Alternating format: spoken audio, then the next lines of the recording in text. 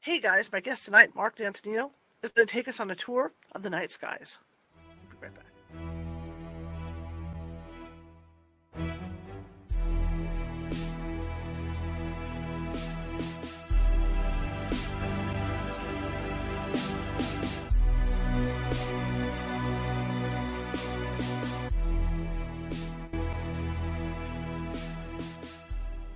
Grab your popcorn and snacks. Find a comfy spot, take a seat or lie down, and let me transport you to a place of fantasy, ghost stories, ancient legends, odd creatures, alien encounters, and other magical topics.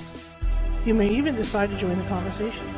From faraway lands to your own backyard, with a small dash of pixie dust, turn out the lights and open your minds. The journey is about to begin. Happy Monday, everybody. How's everybody doing? I'm doing okay. I did some yard work today. It's pretty wild out there. The weather's so nice. I did the stuff in my front yard that I needed to have done. Anyway, my name is Charlotte. I'm going to be your host for the next hour, and boy, do I have a good show for you tonight. But in the meantime, before we get into that, I'm also the owner of the California Haunts Paranormal Investigation Team based out of Sacramento, California. We are 45 strong up and down the state, which means if you think you have a paranormal issue, we can get to you. It might take us a couple days. California is huge. However, we will get you, in the case that we can't get you right away, we do have mediums on staff who can phone you and talk to you about what may or may not be going on. And if it's paranormal in nature, they can calm the energy down before we get out there. But it never takes us more than 1 or 2 days. That being said, if you want to find us, just Google California Haunts Paranormal Investigation Team or Google California Haunts Radio. Real simple. We pop up everywhere. All right, if you're watching from Facebook tonight, and a lot of you are, please feel free to hit that follow button if you haven't done so already. And also, during the show, if you like what you see, chat amongst yourselves in the chat room. Show me some love with some happy faces and these happy heart thingies and thumbs up and all that. Because what that does is that puts us higher into Facebook, and the master computer looks at it and sends us out to more people, right? And also, there's a lot of alsos today. Also, share. If there's somebody in the house or a friend of yours that you think might be interested in this show, please share. We're just trying to get the word out. Same thing with YouTube. YouTube, there's more than 900 videos sitting over there, and they're all of this show. And there's something for everybody over there. So I put everything in categories so you guys can find them easier. And I'm always looking for subscribers. So if you haven't subscribed yet and you're watching from YouTube and you like what you see today, please subscribe. I'm very active over there with doing polls and things like that. So, yeah, please do that. And goes for Twitch. All right. It pretty much runs the same way for all of social media. The more people that watch it, the more attention Facebook gets, or the more attention they get. And so it puts us up higher, shares us out to more, and all that good stuff. Okay. I'm rushing through this because I'm really, really excited about my guest tonight. Marc Dantonio. I have been a backyard astronomer since I was 7 or 8 years old. My first telescope was a Tasco.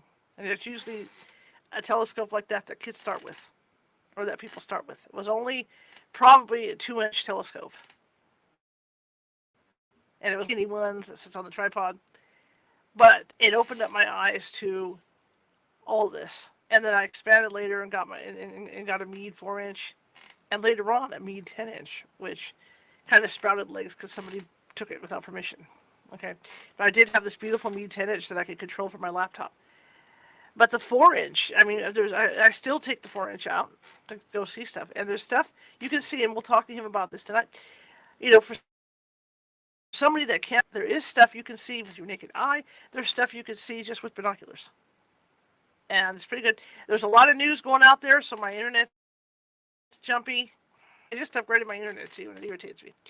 But anyway, so just to let you know, everybody in this neighborhood is on Xfinity internet. So when news is happening, this becomes a happening place here to where I'll drop off the screen for like a half a second and go to where all those Marios go. When he gets kicked off the game. But anyway, I want to bring my guest in and talk to him about this, and I'll let him tell you about what he does. There's people that do this even over on TikTok where they'll set their telescopes up and put a camera on the telescope for a live cam, and you get to watch the live view of whatever's in the sky, and it's really fun to do. And this gentleman does the same thing, only a little different. So let me bring him on and let's talk to him, find out more about him, and let's start talking stargazing. Let's do this. Ooh, Charlotte, hi. Thank you for having me on. I'm excited to have you on. Oh my gosh. I think it's going to be fun. I didn't know you were an astronomer in waiting. That's pretty cool, actually. Oh yeah, I love it. Absolutely Oh, love it. yeah. I mean, I knew I was going to be an astronomer since age 9. That's when I decided I was going to be one. And that's what I ended up going to school for. I mean, this is what we look like, so, right? You don't have to wear a When I suit. think of when I think of astronomers, I think of Jack Horkheimer, That's right. That's right. the whole Oh, my keep God. looking up thing, and Carl Sagan. Oh yes, yes. Carl Yeah. Sagan was my favorite astronomer. I loved Carl Sagan. In fact, Billions upon billions. Yeah. I, I try to stay away from that cliche statement in my lectures. I speak all over the country, and so one of the things that I end up doing is I talk about Carl Sagan actually referring to our planet as a pale blue dot, our Yes. planet, our Earth. Okay, and that is actually very important because I talk about why alien life out there might notice us. Mhm. Because the fact is, we're not just a pale blue dot in the universe. We're not hidden from view. We're blazing or a bright blue blazing beacon in the universe. And Mhm. anyone worth their salt will find us. And it won't be like secretively hiding somewhere. No, it's going to be blazingly obvious. So, Mhm. uh, unlike the other astronomers out there, some other astronomers, Right. I think that not only is there life elsewhere, which many astronomers now concede is very likely, but I Mhm. also believe that they've made it here. And I've been lecturing about the physics at a lay level that everybody can understand about Mhm. how that can actually be true, how they can travel here, not in the thousands of years with generation ships like Star Trek and so Right. forth. No, not interstellar. No, nothing like that.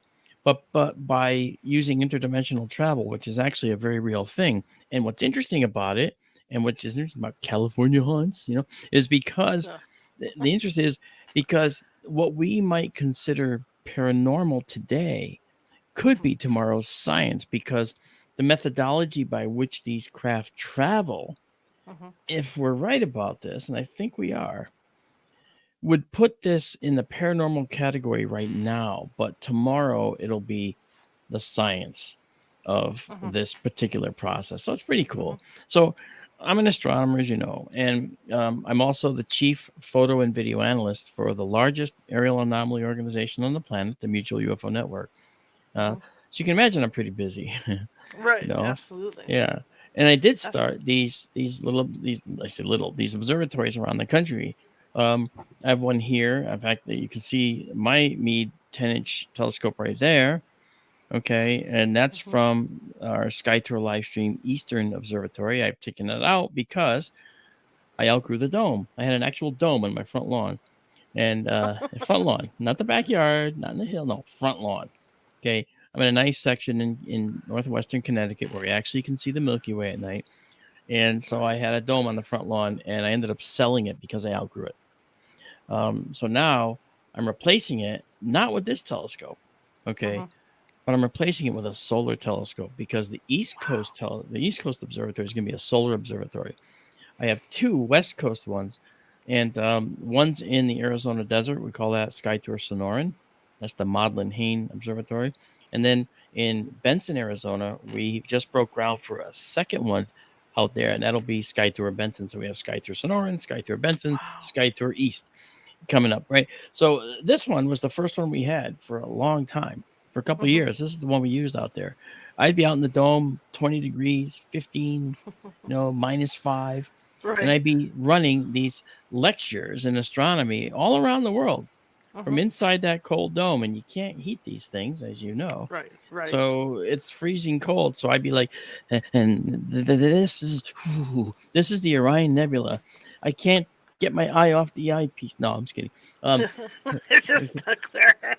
that actually happened to me one time, actually, because if you breathe and the moisture gets under your eyelid, it's not the Right. eye, but the eyelid right here, the Right. Right. Right. top of the Right. eye sticks to the eyepiece. You got to take it out and go put one warm air on it. So I can see that. it's embarrassing, but I can understand that. I realized I can't do this. I've got to be able to do this from in the warmth of my house. Mhm. So the first foray was into Wi-Fi. Use Mhm. Wi-Fi. Everybody's got Wi-Fi. Your iPhone's got Wi-Fi. I figured, hey, that'll work, and it did. and the Wi-Fi just barely made it 100 feet out to the observatory. However, there were times when it would drop out. Sure. And it was a slot, the slit in the dome has to line up where the telescope's pointing. Right. Well, unfortunately, I didn't want to mechanize that rotation, Charlotte, because that was a problem. Because the dome was made of this polystyrene plastic, and it kind of flexed and everything, and it wasn't accurate. It couldn't be held to a tolerance that I required. So I I never bothered. I used it as just a temporary dome. And when I sold it, I worked out another methodology, and now I'm using what are called linear actuators, which are if you think about the door closers on the doors, it doesn't let the door slam. It just goes right. It's that little plunger at the bottom or the top or in both. Well, imagine those as being motorized, where the plunger is pushed out by a motor and pulled in. Okay, that's a linear actuator. It goes in one direction. And imagine that being attached in such a way that the leverage allows you to take a building literally with the linear actuator and pop the top completely off the building. Wow. And that's what we're doing. So these linear actuators are going to just pull the roof off or on and off. Okay. And the design is mature. And so our first linear actuator building will be out in Benson, where we're going to put an 11-inch Celestron. Nice. And it's going to be on a Skywatcher EQ6 mount, which is a very nice, very robust mount. And we'll be able to do as we do from here, control it from Connecticut or anywhere. I can control these from my phone if I want to. You know. But it's just a matter of getting connection to the telescope, right? So getting connection, we use Starlink. That makes sense. Yeah, and it's a curse and it's a benefit, right? Because every single photo we take, there's a Starlink satellite in it somewhere, But I can tolerate that. So this is great. Yeah, when people talk about this stuff, like you're mentioning all these observatories on the East Coast, I don't think people realize that the view we get here on the West Coast is a little different than the view you're getting on the East Coast. And it's interesting, and I think it's great because you have all these places that you're doing this from, where people can see. But you're in Sacramento, right? Yeah. Okay, Sacramento is somewhat inland, so you don't have the fogs of San Francisco. Right. Okay, but Sacramento does have its light pollution to worry about. And so even in the suburbs, you still got a light dome towards Sacramento where you go. And I've been in Sacramento, actually. And I've actually been all over the country looking for sites to put telescopes, believe it or not. And there's not many places in California that are accessible that have good skies. Everybody thinks, oh, well, you got Mount Palomar, Mount Wilson. Right. Okay. Well, yeah, but have you been to Mount Palomar and looked at the skies? They're terrible. They're not good. But where we are, we have an extremely dark sky. We're in the western Sonoran Desert in Arizona. And the sky is so dark that you can't see your hand in front of your face. Sensitive cameras can pick up the light dome of Phoenix over 80 miles away, okay, on the horizon, but you don't see it. You can see what's called the zodiacal light with your naked eye. Okay, it's so bright. Now, zodiacal light is actually the backlit particles in our solar system, the disk of our solar system, lit by the sun. And you're actually seeing that subtle glow. And no one's seen that many places in California because it's just not dark enough. But when a dark enough sky, I thought there was light pollution out there the first time I saw it. I really did. I said, what is that cone of light? Oh, my gosh. I can't live with that. We've got to have, oh, man, somebody's got some lights on over there. And I noticed it was getting lower and lower to the horizon as the night went on. I was like, what is that? And I was like, oh, my gosh. For the first time in my life, I've seen the zodiacal light. It was with my naked eye. And then I realized this is a very, very dark site. And the site in Benson is even slightly darker than the one we're at now out in Arizona. So, yeah. And the idea, we're going to do some cool things, Charlotte. I tell you, we're going to take pictures of the moon from both Benson and from the Sonoran Desert. And we're going to make, for the first time in history, we're going to make a 3D image of the moon. Awesome. Two different positions, 150 miles apart, just enough to show the 3D nature of that slight difference in how the moon looks. It's gonna be pretty cool. You know. Well, I can attest to what you said about the light pollution here. And growing up like I did, until I got much older and could drive, I mean, only the brightest of the bright heavenly, objects show up because Yeah. because of that light pollution. And I remember when I went up to shoot star trails for the first time. Mhm. I drove up to the mountains, and I remember looking up, and I was totally lost. Isn't that amazing when you go to the mountains? All of a sudden, the normal constellations like Orion. Hmm. Okay, where'd Orion go? Oh, It's there's just Betelgeuse. crazy. Yeah. There's Alnitak, Alnilam, Mintaka, the belt stars. Yeah, there's Yeah. Safe down there, Bellatrix and Rigel. But I had to pick them out the first time, Hmm. and it Hmm. was incredible that as bright as they are, their brightness is subdued by all the others around them when you actually get in the dark sky. You're absolutely right. It's Stunning. incredible. Oh, Absolutely it is. incredible. It is. It And is. as I mentioned earlier, Orion is something that people can see with the naked eye. Now, that nebula, and from my experience, it's blurry. You look up, you can see because there's like a blur up there, right, Yep. right, in the belt area, and that's what the nebula is. That's But right. that's Just one of the easier below. things to see, and that can be done with binoculars too. You guys don't need to buy really expensive telescopes to do this. That's correct. You can see the Orion Nebula real easily. It's right below the belt of three stars in Hmm. Orion's sword. And it's one of the very few nebulae that you can see with your naked eye. Hmm. Okay. The other one you might see is not a nebula, it's a galaxy. That's the Andromeda Galaxy. Oh my God, yeah. And Andromeda Galaxy is like this big in the sky at arm's length. It's like several degrees in size.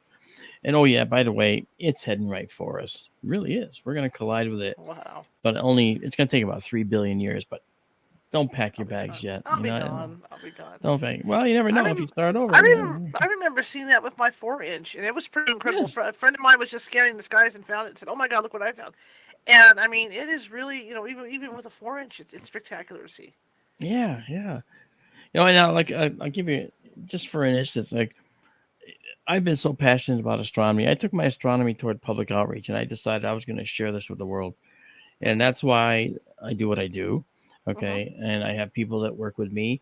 Right now, there's one of our SkyTour volunteers who's actually lives in Sofia, Bulgaria, has created an app that we're going to have available for iPhone and Android and PC and Mac, which is a compendium of every single observation we've done since 2021. There's Wow. over 1,000 observations so far in this database. Hmm. And you see the picture, you click on it. I mean, I'm seeing the Orion Nebula right now in our one. You can open the image, you can download them. They're all free. We don't charge for this service. If people want to join our Patreon, then Hmm. they can actually get very, very high end processed photos that we'll take the time to do, and we have done that quite a lot. Hmm. And it's SkyTour Livestream on YouTube. SkyTour is one word. Livestream is great, and we are on YouTube. We're on Rumble, Facebook, Twitch, Trovo, of course, YouTube, obviously, and we spend a lot of time showing people objects. And what we'll do is we stack our images. We take one image, then we take a Hmm. second image, line it up with the first, and Hmm. stack it on top. And we make an image sandwich. And that image sandwich ends up bringing all the very subtle detail to the top and letting all the noise get lost. And it ends up getting averaged out. So we end up with some beautiful, beautiful images. And then by doing final processing, we get rid of all the remaining noise, and the pictures are literally 100% better than they were, maybe 200% better than the raw images. And that's the raw images that everybody can have for free and Hmm. download. It's pretty cool, It So sounds cool. I was looking at those photos that you have for sale, on your website. They're absolutely spectacular. yeah, What that's size? SkyTourLive.org. And SkyTourLive.org. what type of equipment are you using for that? We're using a 10-inch Mead. It's a Okay. 10-inch Mead, but it's an LX600, one of the later ones. Uh huh. And it has the Starlock guiding system. And we're about to, it's on forks. You see those? You see two little forks. You see one there, and you see one here. Okay, the fork mount has been the standard with these telescopes. On the side of the barrel, you've got those two forks coming down. But the Right. problem is you got a base and you got the forks, and the telescope swings in here and goes this way and this way as the whole mount moves. Well, unfortunately, Meade went bankrupt a few years ago, and when they did, all the equipment, all the spare parts, you can't buy anymore. Yes. So I've had when this telescope had to get serviced several times, we had to, bring it down to someone who could actually dive into it and do circuit by circuit work on this. And there is one guy at Star Arizona in Tucson who can do that. Star Arizona is my go-to place. They're fantastic. Everybody should go there for their astronomy needs. I'm plugging them, even though they're not even a sponsor. That's of cool. ours I have to officially. remember that because somehow, somewhere along the line on the 10-inch that I had, it was the old style with those big bracket things. Oh yeah. To strap it on those middle brackets, to get it on there, like plumber's helper, And so one of them got lost, and that explains why I couldn't find him because we like you say, we went bankrupt. And I finally found some straps, but I don't have the scope. Like I said, somebody took it upon themselves to borrow my scope, and that was it. But I do have new straps for it, but they're leather. Well, you know what? I can tell you that the bottom line is that astronomy is a really cool science, and I've been doing image and video analysis for many years. In fact, MUFON named me their chief photo and video analyst in 2008. I've been doing that ever since then. Okay. And then the astronomy coupled with the imaging science kind of gets people's attention, I guess. And so I ended up getting the attention of a lot of different networks. So I've been on tons of networks on different shows. Currently, I'm on The Proof Is Out There on History Channel. And in many stories, you'll see my ugly mug talking about stuff and talking about what I think these objects are. And I'm not a debunker. I really do think they're here. I've witnessed things that show me that they're here. I was on a U.S. submarine decades, plural, ago. Not as a sailor, but as a guest. I was on there for one cruise. And on that one cruise, they saw something move through the sonar at several hundred knots. Okay, that's knots 1.2 miles per hour. So several hundred knots means several hundred miles an hour underwater. Nothing moves that fast underwater. So what's interesting about that is that a couple of years later, I had to do a job for the Joint Chiefs in Washington. I had to do a model for the Office of the President. I actually delivered my project down to the Joint Chiefs. Got to sit with one of the chiefs for a while, and I asked him, and I shouldn't have, but I did. I asked him, what can you tell me about these fast movers, the fast mover program, sir? And the fast mover is what they called it on the boat. The guy said, con sonar, fast mover. I thought it was a torpedo. I thought I was going to die. So I won't tell you what I almost did. That was accidental, but he basically told me I can't talk about that program. I'm sorry. I was like, oh. He just told me everything by telling me nothing. So, so the Navy does this observe and report thing with these unknown submerged objects. So they're there, and many navies are doing it and seeing them, and they don't know what to do with them either. They're not making any offensive moves toward us, and we can't even possibly catch them. So it's pretty cool. You know what I mean? It is cool. I was just thinking while you were talking, the popularity of astronomy. I think it really got a boost with the Hubble telescope when those images came back. It did. And people started to take notice. It did. In fact, I wrote with a friend of mine, John. We wrote an image processing program that the early Hubble telescope team used to do image processing of their imagery. And we did it as independent guys doing it, and we just sent it to the Space Telescope Science Institute. And they sent back messages saying, hey, we're using this. This is great. We actually saw some cool stuff. We used your histogram stuff and blah, blah, blah. And they actually were using it for a period of time. And then, of course, we didn't try to go any further. And computer science leapfrogged everybody. And so we stopped developing it, and they moved on to other things. But that's good. I can just say we did that, and we had that happen. It was really fun. That's awesome. Yeah. What is one of the most beautiful deep sky objects that you have observed? Everybody loves the Orion Nebula, and the Orion Nebula is really stunning. If you want, I can present my screen. I can show you some of the Sure, stuff from our great. app Yeah, if you'd like. that would be wonderful. Yeah. Okay, I can do that. Let me just grab a window here, Okay.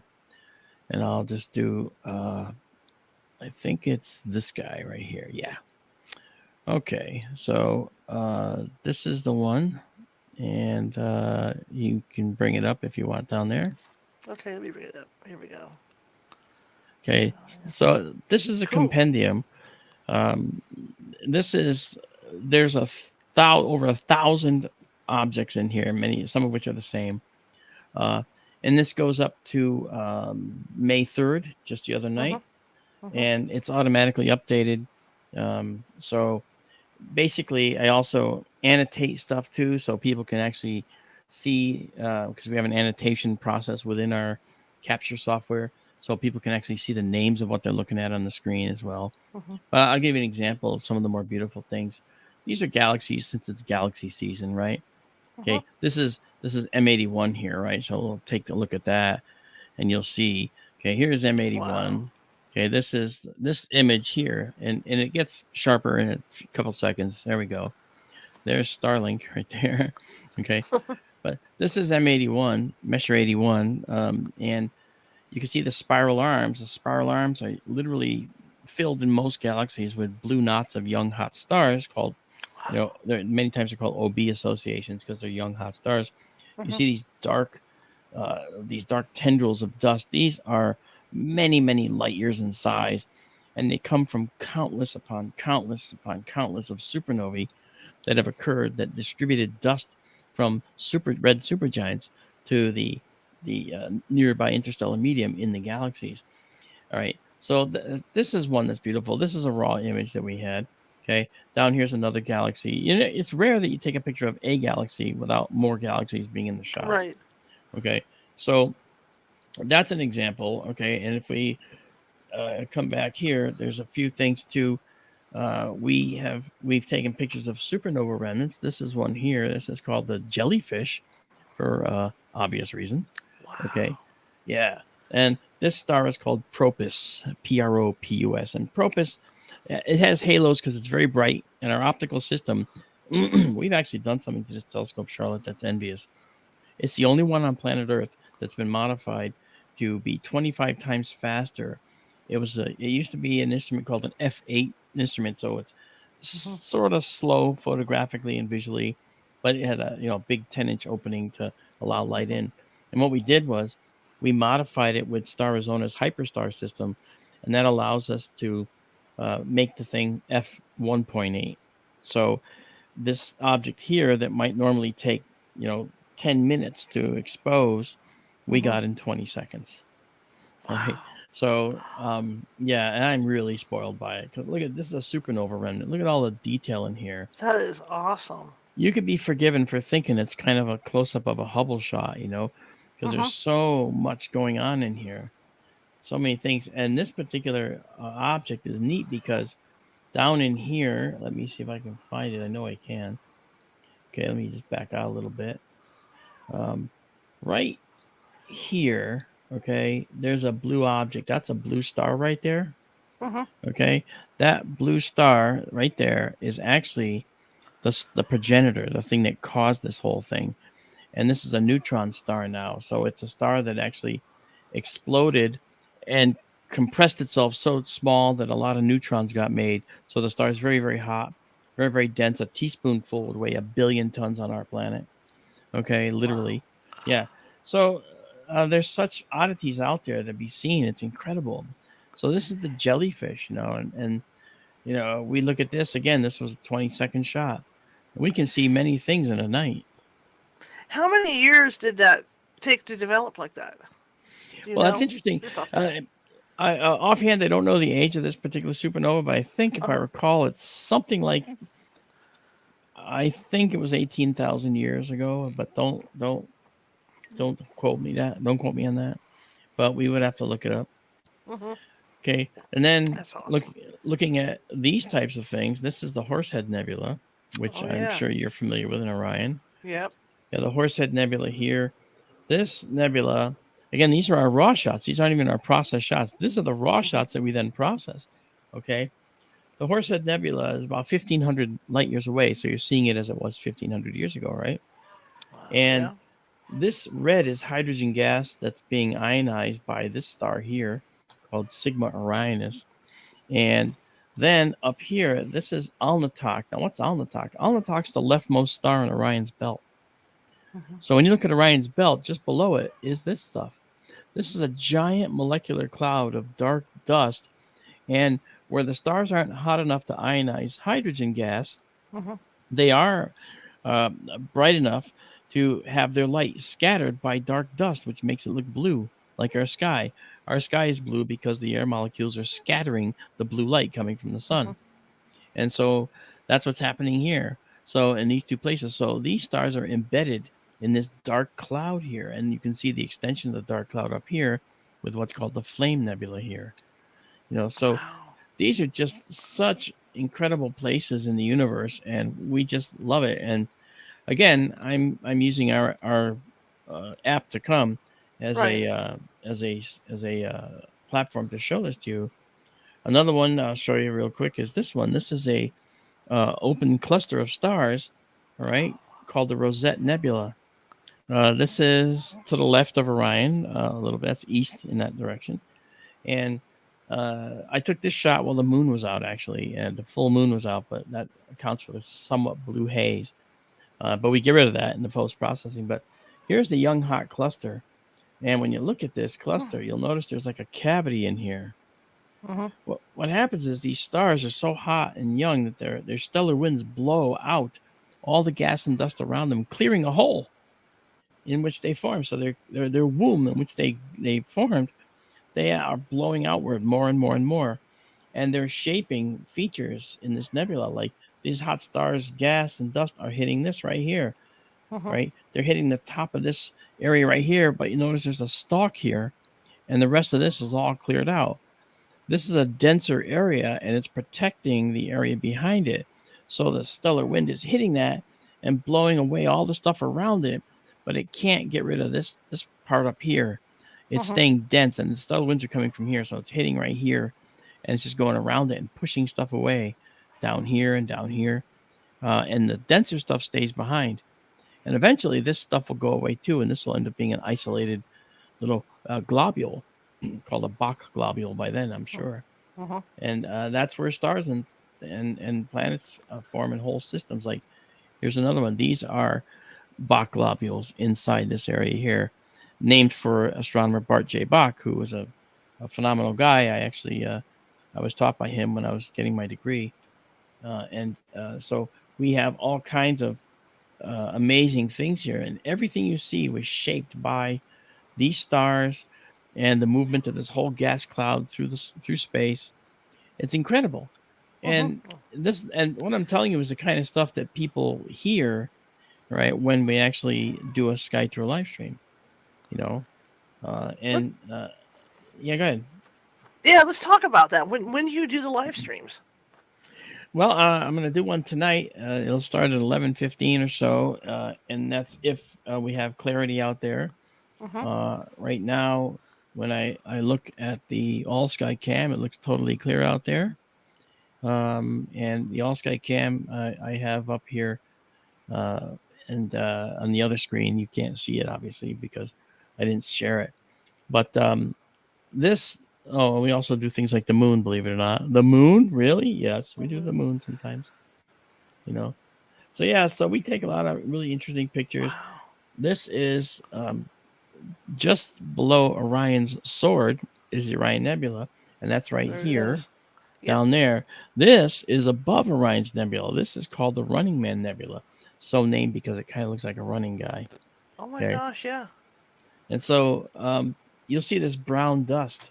This brown dust is something that uh, it doesn't show up in your ordinary telescope that you might set up. Even your 10-inch, if you set it up and looked at Orion, you'd Mhm. see the nebula, okay, down here, which is out of shot right now, Right. okay, because we're just shooting for this. And Mhm. if you ended up taking a deep sky picture, a long-term exposure, you'd end up seeing this dust. And all this dust, everything you see, came from countless supernovae and from the dust that's made in the outer atmospheres of supergiant, red supergiant stars being released back to the interstellar medium. It's just amazing how much stuff is going on in the universe that's right over your head and people don't even know. It's amazing. But this is Yeah, I've never beautiful. seen this. That's why when you showed it, I was like, "What?" Yeah, that's But right that above the explains it. Orion Yeah. Nebula, right there. Wow, that is too Yeah, cool. yeah, and this will all be available for everybody as well, because if they go to SkyTourLive.org, which I should actually just do that just to show you. You've been there, I think. Yeah, I've been poking around on there for the last week. Okay, so here's SkyTourLive.org and SkyTour Livestream. This is our channel on YouTube, and it'll take you to YouTube. And here it is. This is our channel. Okay, and here's the Orion Nebula actually in one of our previous streams. Okay, and I've got hundreds of streams up there that we've done, hundreds of streams we've done over the last few years, and that's there. And if you actually go up here, well, then you can go to a Patreon and you can actually join our Patreon and pick a one that's right for you if you want. We have members in every category, believe it or not, and we are a nonprofit organization, so everything we get just goes to support what we do. It doesn't go toward me. I don't make a dime from any of this. Yeah, I know. I'm not a good businessman. See, if I was, then I'd be making a dime at least. But Right. I don't make a dime. Yeah, that's the way it is. But so our website has there's the observatory in the Sonoran Desert, and this is one of our streams that's in here. We also have an all sky cam that we're going to be putting up here soon, the one that I was just telling you about. And then here's our online database. And if you go here, what you're going to see eventually is this. Okay. What you see now is our raw data, which is the file folders, and I tell you how to get in there and get the stuff. But you won't need to do that anymore. We're going to have this. It's called the SkyTour Companion, STLS Stargazer Companion. And that application was written by Isabella Melamed, who lives in Bulgaria and is one of our SkyTour volunteers. We have people from all over the world involved with us, and we're going to be at Contact in the Desert, right, at the end of the month. And in all of my lectures, we're going to be giving away astronomical equipment, binoculars, and celestron telescopes. And those are provided courtesy of a guy and his girlfriend. Calibos is his name online, and his girlfriend Tiffany. And Calibos works at SpaceX, and he is able to provide us with telescopes to give away to people and binoculars.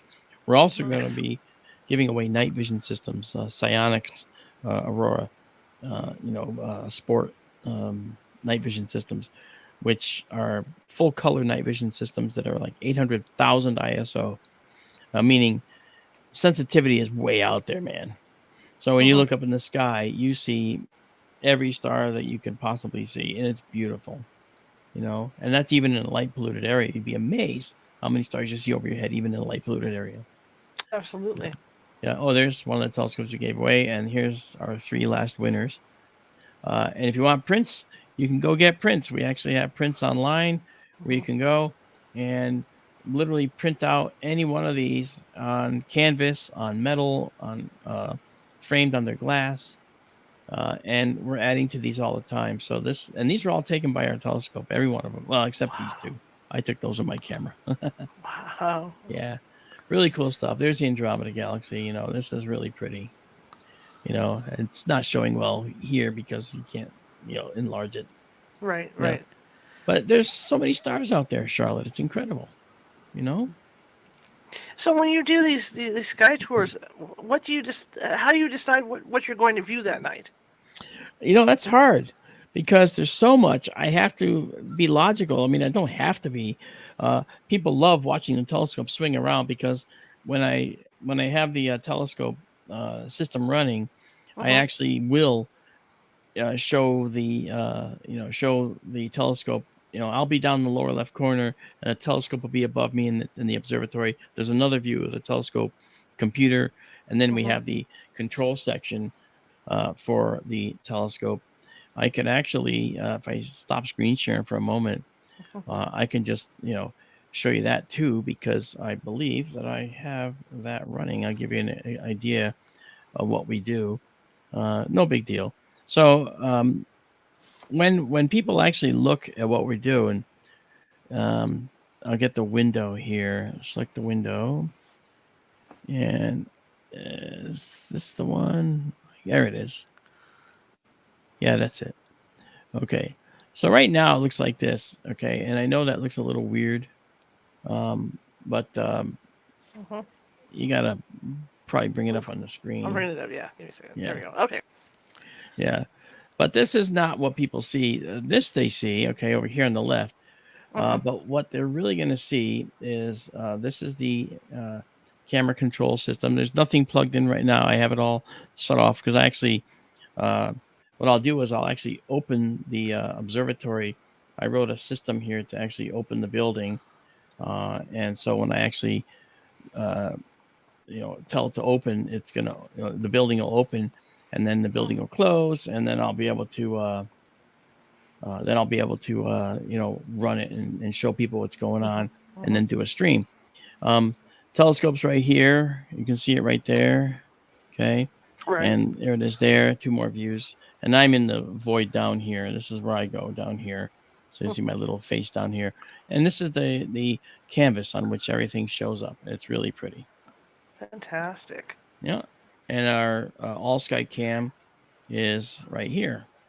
And the all sky cam will allow people to actually look at the constellation overlay and see what's actually in the sky at the moment right there, or anything else. It'll allow all kinds of things.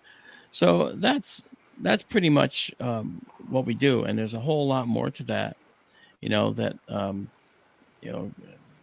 I guess defies the imagination. You have to see it to believe it. There's so much that we do there. It's gorgeous. I mean, anybody, and then for you guys that are out there, to see this kind of stuff live is fantastic. It is. It's really, really cool. I love watching things like your Sky Tour. Like I said, like I mentioned in my original email to you, there's a couple guys on TikTok that do this, from their telescopes every night. So it's really fun to see this stuff. But there's stuff you guys, if you get interested in this and really get into it, you can see with your naked eye. One of my favorites is what I call the great question mark in the sky, which is the Pleiades. That's the one I call the great question mark, and those you can see really clear. But it's also different times of year, right? I mean, there's certain times of year that certain constellations show up better than others. That's correct, and the Pleiades is in Taurus, and so that shows up at a different time of the year. And let me, since we're talking about that, I bet you I can show you that, because I have that. Let me go here. I'm trying to find where it is. Okay, here we go. I can actually bring that up and show you exactly what the Pleiades looks like, especially from here. Okay, because let me. I don't think I've ever seen it not like with light pollution, because I see it outside. Outside when I'm out at night. Really? I've never seen it without light pollution. No. Wow. Okay, well, let's see if we can find it. So if you want to bring this up, I will be able to show you. Absolutely. There we go. Let's go up here and see. We're going through these. Actually, I love the images. I could actually just search for it by object name. So what I'll do is look up Pleiades. And there we go. We got tons of them. We don't have our... See, this is in process, so we don't have the thumbnails, but we do have the images available. So we come in. This is what you're looking at for the Pleiades. Wow, yeah, really good. This is the coolest. Yeah, so you see these little halos. Those halos are from the bright stars. We get rid of those. But this is actually interesting because the Pleiades has this dust around it. And what's neat about this blue dust, and it looks blue because it's actually dark black and gray, dark gray dust. But this dust is actually small, tiny grains, and they just happen to scatter the blue light from the stars. And these are stars that are mostly blue. So a lot of their light gets scattered by these. And so we see this dust. What's neat is these are 400 light years away from us. Wow. Okay. And there's like 1,000 stars in here in the Pleiades. All right, overall in this cluster, these are just the most bright ones. But the thing is, that dust might be the same dust that we are inside of as well, because these dust clouds go on for many light years. So we might actually be in this blue dust as well, except that we don't see it because we're inside of it. Isn't that cool? So That's there's fantastic. there's a thought process that suggests maybe we're inside the same dust that the Pleiades are illuminating as well, and that's kind of cool. That's I pretty know cool. the telescopes you use are really high end, because the other thing that people don't realize is that the Earth's atmosphere itself is unstable. That's right. And so, what type of thing do you have on your scopes to stabilize that? We use it's kind of an automated process that's built into our capture software. And what it does is what's called a full width half maximum measurement. What the heck does that mean? It means that it measures the roundness of the star. And if it's made oblate by the wind at all because the telescope's moving, or if it's made a little less than round because of bad guiding or whatever, that frame is not used.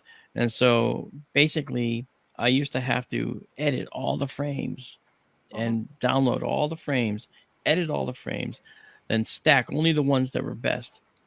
That time took a day. Okay. Now it takes as long as it takes to capture the image on the screen, because by the time the stack is done, it only has stars that are round in it like this. It doesn't have any stars that are oblate. They're rejected. So you'll see a stack of 25 images where 6 were rejected because there's been some kind of motion or something that caused it to, do that. So it's pretty interesting. Yeah.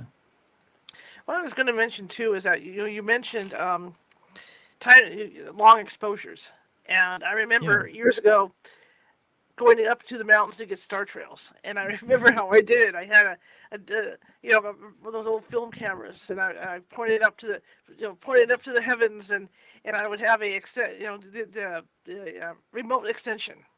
Yeah. Coming out of it with those bladders. Yeah. And my friends would go nuts because we'd have snacks in the car, and I'd say, "Okay, I've got this thing triggered. Roll the window up on it." Right. And they would laugh, and that's how I would do it. I would roll that window up so that it was squeezed down, and then after an hour or whatever, let it take the final photo. That's right. And we've all had those little methodologies to capture long exposure photos. I remember I had a plunger a cable release. I would hold it down, and I had no way to hold it down. No, there was no clamp on that one. I lost a little, thing to do it, so I had to sit there and hold it. So I would sit there, figure out a way to transfer it to this hand, hold my elbow up, and just sit there in front of the camera, trying desperately to keep my hand in the same spot, because you move it around, it's going to screw up the shot. Right. And that was in the old days, right? Right. Yeah, because I had the plunger thing, but I also had the what saved me with it was the rubber one, with the rubber ball. Oh yeah. So I was able to squeeze it down and keep it down, like I said, by rolling a window up on it. That's right. The blood pressure cuff ball. Yeah. I had one of those too. Yeah, I used mine so much that I cracked it, and it ended up not, because I used it a lot in the winter, and it couldn't handle the winter time, and it ended up falling apart after a while. Yeah. I'm so fascinated by this, and what you do. I'm going to be tuning into your stuff all the time now, So I hope you are. Make yourself absolutely. known. That's where I'm going to be. I even do that at night over on TikTok. I remember watching those guys and what they're looking at and whatnot. I just got a thing for my cell phone that I can use to screw in the lens. Oh, fantastic! An eyepiece system for my cell phone. So I'm really excited about that, to start taking photos and stuff. Yep. I had one. I used it on our solar telescope when I was taking pictures with the iPhone. And I stuck it on the solar telescope, and it takes remarkably good shots.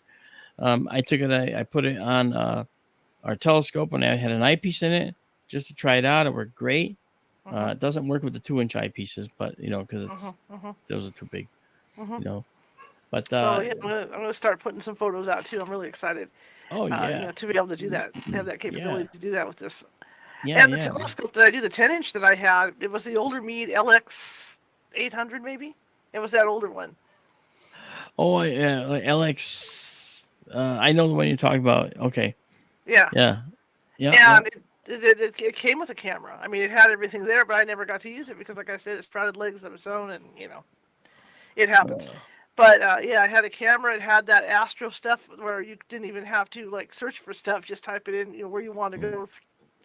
Yeah. It was That's sending it all called there. that's go-to functionality. They call it Yeah, now. yeah, Yeah. yeah. So this is an example right here, by the way. This is all the Pleiades we've taken since. Wow. This is 2021, and it scrolls up to 2024.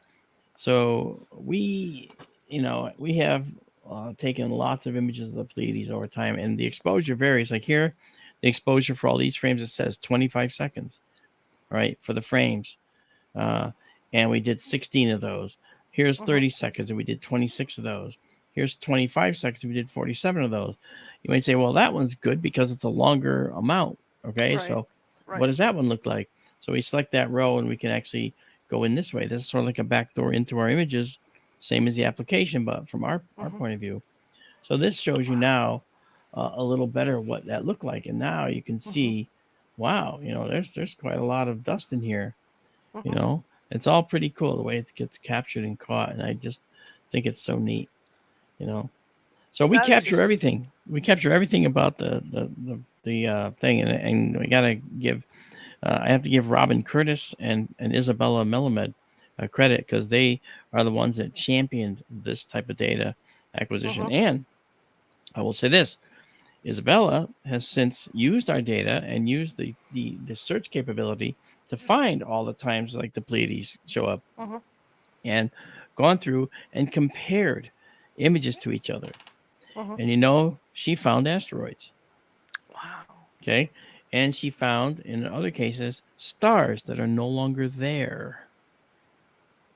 So this is actually an official program that Beatriz Virol is doing, and she's an astrophysicist, and she's doing a study of stars that have seemingly vanished as well. So we have some stars we've found in previous photos that have vanished in subsequent photos. So that's pretty cool.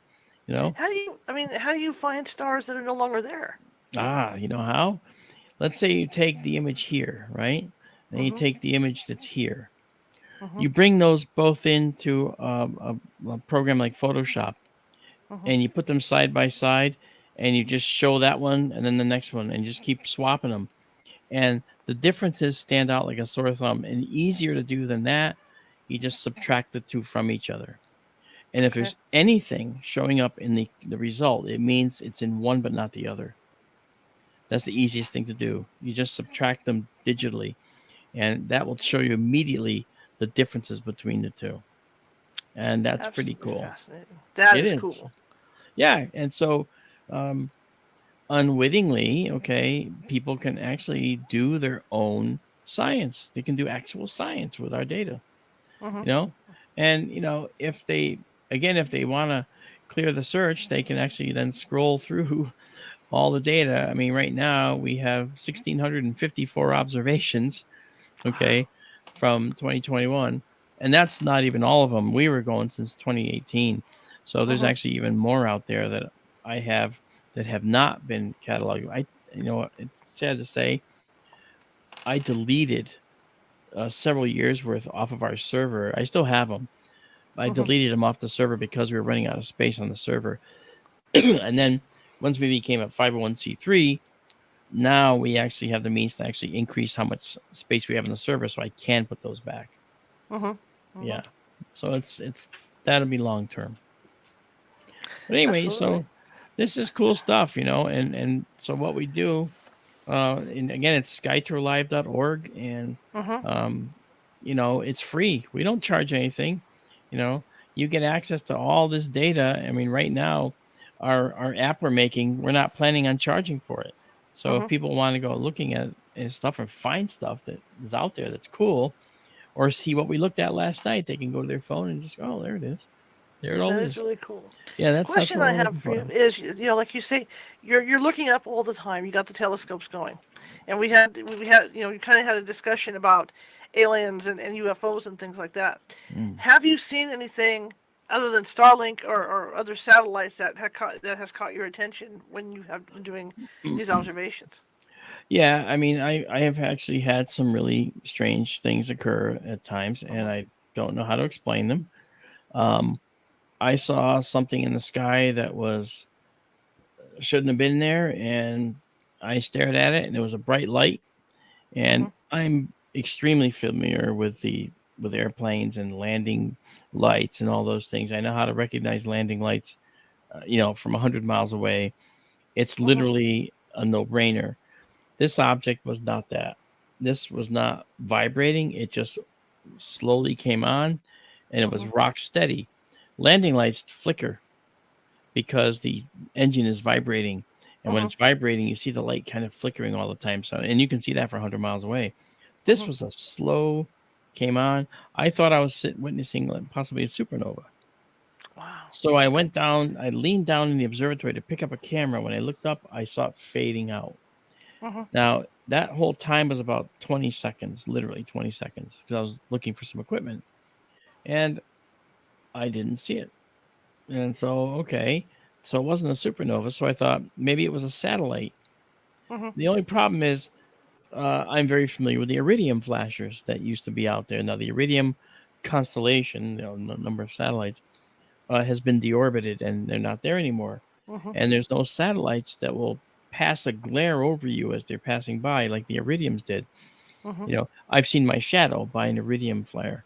Okay. So they've been so by twin iridium flares happening side by side. I saw my dual shadow on the ground outside here. I mean, that's Uh-huh. incredible. So Uh-huh. that stuff doesn't happen anymore. The satellites aren't there. And plus, it wasn't moving. I was literally, when I saw it, I moved to the side and I locked it to one of the bolts in the shutter of the dome. Uh-huh. And I basically looked at it with that bolt right next to it just to gauge movement. That's the first thing you do. Is it moving? I moved over, Uh-huh. lined it up with one of these bolts, and it was stock still, not moving. I stared at it for about 10 seconds, and then I was looking for the camera, trying to reach for it without looking away. Then I reached for it, dug around, pulled out the lens, put the lens on, and by the time I got up, I saw it just fading out. And from the Wow. same exact spot. So that was odd. I didn't know what it was. From the observatory, we've caught some strange things. I caught a pattern in the sky, a circular pattern up in the sky. Zip, a weird thing, very high in the sky. Now, the observatory is well within the range of Luke Air Force Base fighters in Arizona Uh-huh. in the desert. So you might think, oh, well, it was a fighter jet. You saw it Right. do a tight circle. Sure. Except for one problem. There was one singular light. And if a fighter jet's going away from you, then you might see the exhaust nozzle. Okay. And the exhaust nozzle on the back is the only place where there's light. Okay. So for half the path, you might expect to see a nozzle. But then when it's coming toward you in the other direction, you should not see that because the plane's not transparent. You can't see through it to that fiery nozzle that's facing away from you. Uh-huh. So how come on my image I have this circular pattern of two successive Wow. frames from our all sky? That doesn't belong there. And then just the other night, just a few nights ago actually, and you might have heard about this. Um, there was something seen in the sky from California all the way through Nevada and into Uh-huh. Arizona. You remember hearing about this? Yes. Okay. Well, we caught it on our all sky camera, and it went horizon to horizon, and it was at 12:38 a.m. after midnight. Uh-huh. Okay, on the 4th of April, and uh, it went from horizon to horizon. And when it got near us, there was a large flare event of some kind, and then it faded Uh-huh. out. Each Uh-huh. exposure we were doing was 20 seconds. So we had 20 seconds on the horizon where it was coming at us. It was a little small line. Then when it got over us, it was a big line. And then when it went past us, the line got progressively shorter as it started to go downrange, and it's more foreshortening. Okay. Uh-huh. And so, and those were all 20-second shots. It took about 2 minutes, 3 minutes to pass us. And, it moved at the speed you would expect of a satellite, Uh-huh. but a low orbiting satellite like the ISS, 250 miles or less, or so. But at 12:38 a.m. in the early morning, just after midnight, the sun is directly behind you on the other side of the Earth. It can't Right. illuminate satellites like that. Right. So we recognize this as something giving off its own light. And the only thing I thought it could be was a re-entering piece of space junk of some kind. And the next day, we found out that the Shenzhou Chinese rocket booster was re-entering, and I think that's what we caught. So we capture weird anomalies. Yeah, because one of my thoughts with that was to see if there was a launch, from Cape Canaveral too, of something of Musk, taking off for Starlink, But yeah, I remember I was out and fishing in a real dark area, and I remember looking up, and I actually caught a test missile that they had set up, and it was weird because it had a purple trail behind it. Oh yeah, that makes sense. Yeah, Yeah, it was incredible. The purple trail.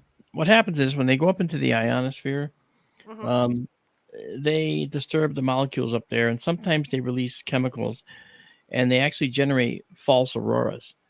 So that might be seen as a trail, sometimes blue, sometimes red, sometimes a purpley color. I saw one of those as a kid. I didn't know what it was. I thought I was seeing something really strange, and I called down to Wallops Island in Virginia from Connecticut, and I called down there to find out, you guys doing anything? I was a kid, but an astronomer kid, so I had knew all these numbers.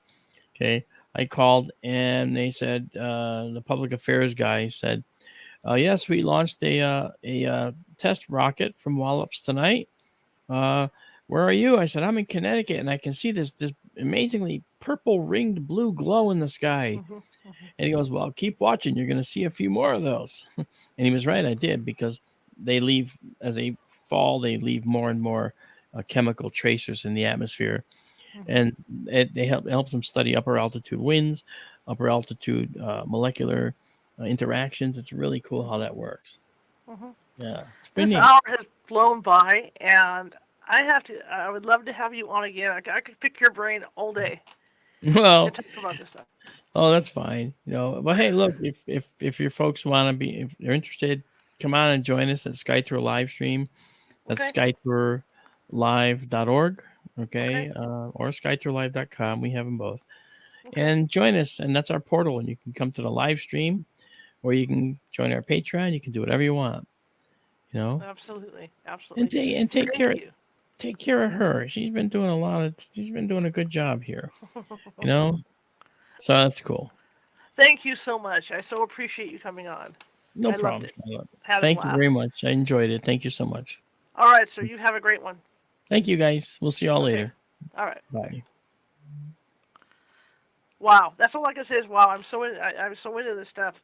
I've even got because the weather has changed now, so I have my 4-inch outside, so I can look around at the sky.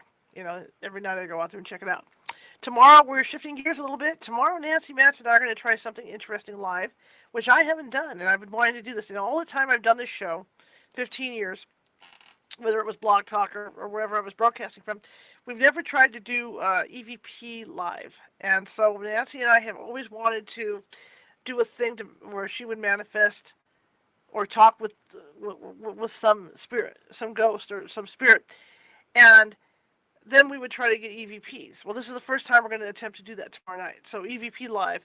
So that'll be at 6:30 p.m. Pacific. So come on in and check that out. It's just going to be a different type of show, and hopefully we'll see. It may not work. We don't know. So maybe a Murphy's Law thing. I don't know.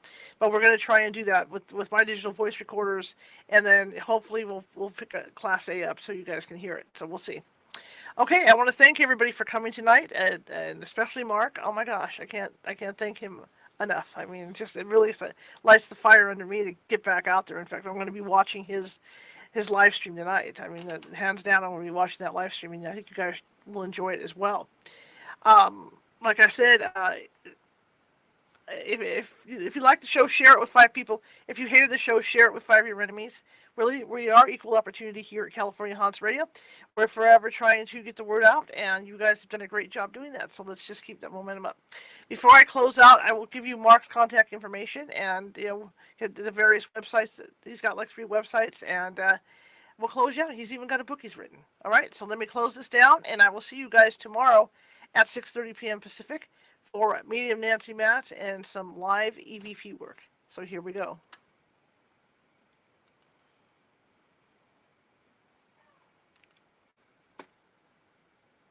Okay, websites are youtube.com, Marc C. Dantonio, SkyTourLive.com, and FXModels.com. And I would love to get him on to talk about the FX Models thing that he does as well. He does have a book called The Populated Universe.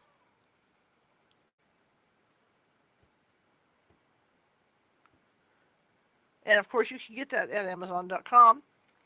All right, I'm going to be signing off here, and I hope you guys have a great rest of your evening, and let's get some EVPs tomorrow.